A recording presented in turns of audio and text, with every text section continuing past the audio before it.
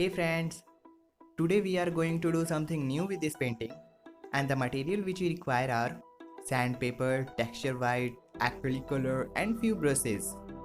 Now I start rubbing this painting with sandpaper, which will help to remove the color of this canvas.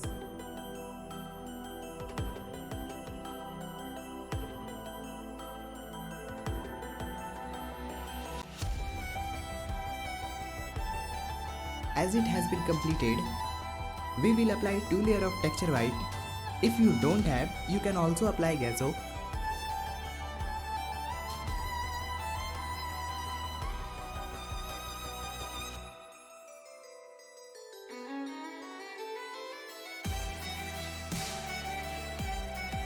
After one is done, we apply second layer and then let it dry for 5 to 6 hours.